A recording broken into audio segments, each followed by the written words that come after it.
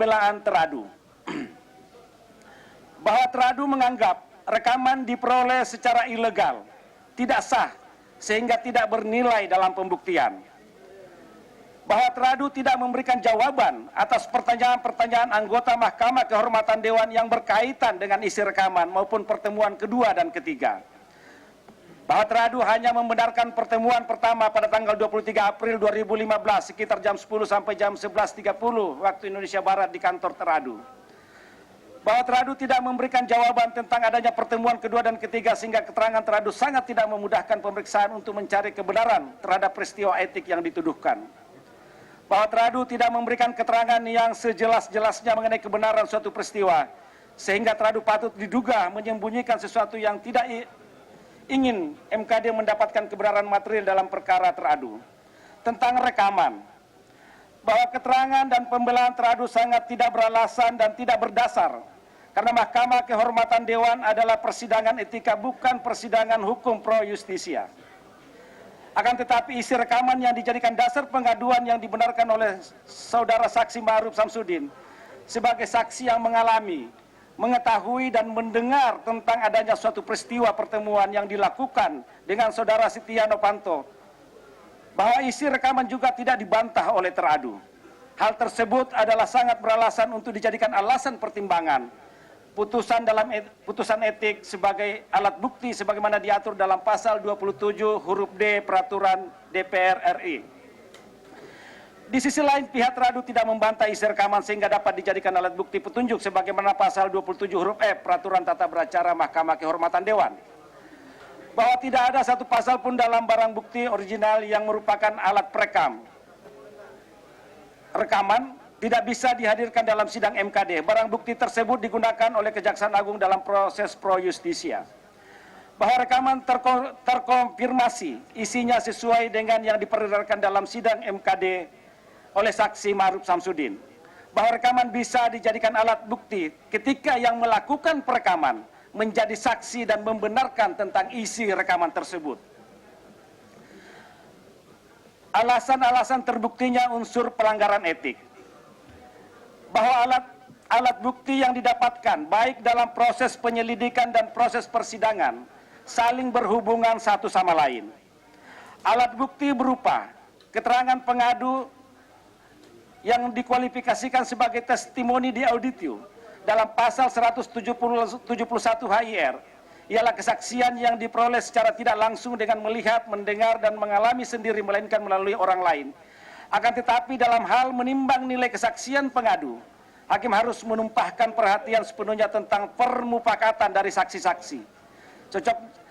Persesuaian atau cocoknya kesaksian-kesaksian dari yang diketahui dari tempat lain tentang perkara yang diperselisihkan, tentang sebab-sebab yang mungkin ada pada saksi itu untuk menerangkan dengan cara dan dengan cara atau pengetahuan saksi itu sendiri, tentang perilakuan atau adat dan kedudukan saksi, dan pada umumnya segala hal yang dapat menyebabkan saksi itu dapat dipercaya atau tidak.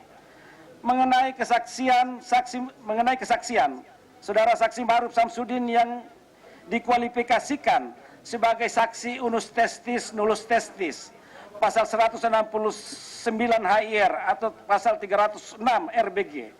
Artinya satu saksi bukan saksi. Saksi yang hanya seorang diri belum dapat dijadikan dasar pembuktian, melainkan hanya bernilai sebagai bukti permulaan. Akan tetapi sesuai dengan pengecualian asas ini adalah ketika kesaksian Ma'ruf Samsudin telah disempurnakan oleh rekaman sehingga dapat dinilai sebagai alat bukti. Oleh sebab itu dalam proses penyelidikan dan verifikasi sesuai dengan tugas dan wewenang Mahkamah Kehormatan Dewan, maka secara sah dan meyakinkan telah terverifikasi alat bukti sesuai dengan pasal 138 Undang-Undang MD 3 berupa keterangan saksi sebanyak 2 orang, keterangan ahli khusus mengenai legal standing, surat dari pengadu dan transkrip yang didapat dari pengadu baik yang berupa pointers maupun transkrip lengkap, data atau informasi yang dapat dilihat, dibaca, dan atau didengar yang dapat dikeluarkan dengan atau tanpa bantuan suatu sarana, baik yang tertuang di atas kertas, benda fisik, apapun selain kertas maupun yang terekam secara elektronik atau optik yang berupa tulisan, suara, gambar, peta, rancangan, foto, huruf, tanda, angka, dan perforasi yang memiliki makna, keterangan pengadu dan teradu terbukti melalui rekaman. Petunjuk menurut pasal 188 kuhap sebagai berikut. Petunjuk adalah perbuatan, kejadian, atau keadaan yang karena persesuaiannya baik antara yang satu dengan yang lain maupun dengan tindak pidana itu sendiri menandakan bahwa telah terjadi suatu tindak pidana dan siapa pelakunya. Petunjuk sebagaimana dimaksud dalam ayat 1 hanya dapat diperoleh dari keterangan saksi, surat, dan keterangan terdakwa. Dalam perkara ini sudah terdapat persesuaian alat bukti baik antara yang satu dengan yang lainnya maupun dengan pelanggaran etika itu sendiri sehingga menandakan bahwa telah terjadi suatu pelanggaran etika. Tentang dasar hukum, teori asas yang digunakan. Dengan demikian teradu secara sah dan meyakinkan terbukti melanggar pasal 87 ayat 2 huruf B Undang-Undang Nomor 17 Tahun 2014 yang berlaku karena teradu sebagai pimpinan DPR yang berbunyi melanggar sumpah janji jabatan dan kode etik DPR berdasarkan keputusan rapat paripurna setelah dilakukan pemeriksaan oleh Mahkamah Kehormatan Dewan.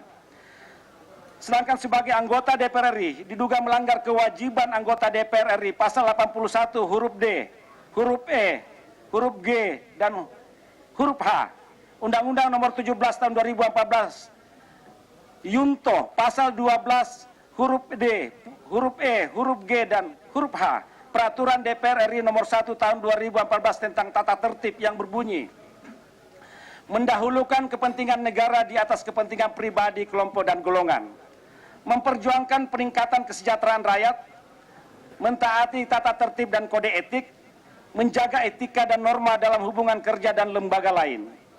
Dalam hubungannya dengan kode etik DPR RI, teradu diduga melanggar pasal 2 ayat 1, ayat 2, dan ayat 4, pasal 3 ayat 1, ayat 2, dan ayat 5, pasal 4 ayat 2, pasal 6 ayat 4, Peraturan DPR RI Nomor 1 Tahun 2015 tentang kode etik yang berbunyi dalam kaitan menyangkut masalah kepentingan umum kode etik, pasal 2 ayat 1, ayat 2, dan ayat 4.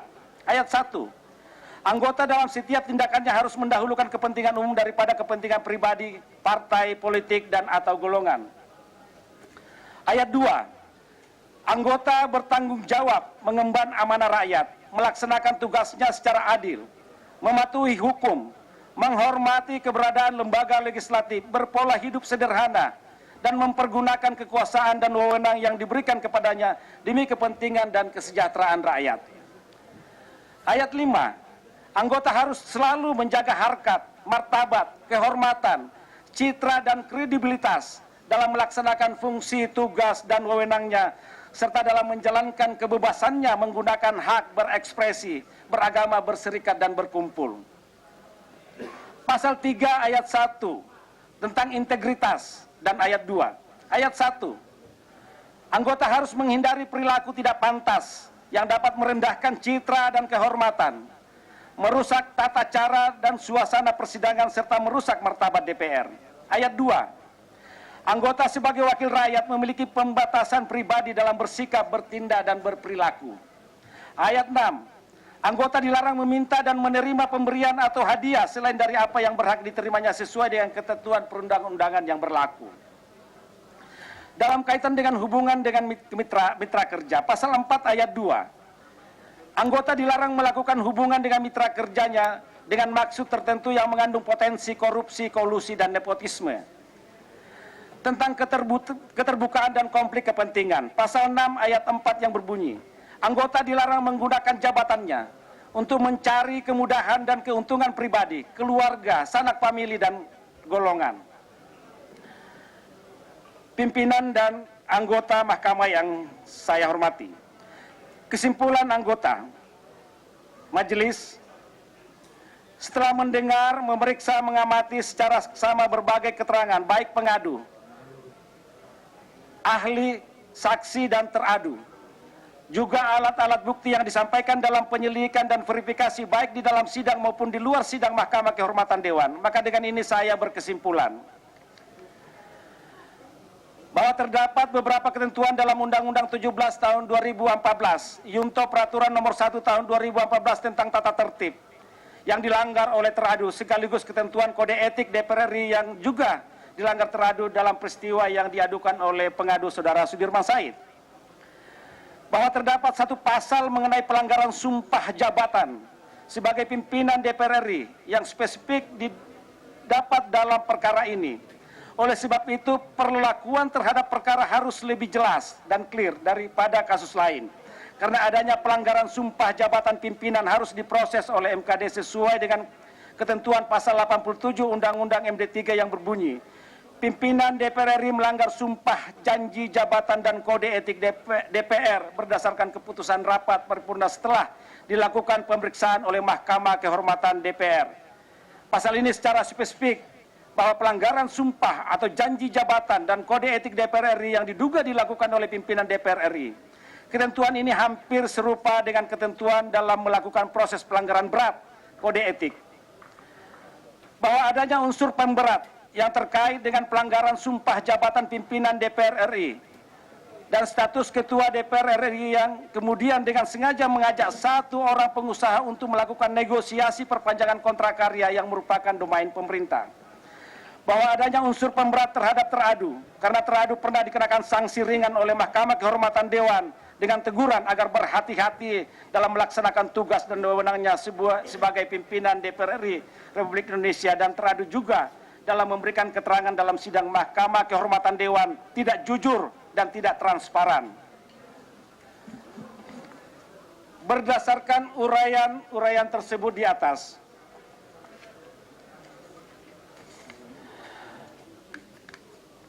telah terbukti secara sah dan meyakinkan Saudara Setia Novanto dengan nomor anggota A300 dari fraksi Partai Golkar telah melakukan pelanggaran etik sedang dengan sanksi memberhentikan teradu dari jabatannya sebagai Ketua DPR RI. Terima kasih.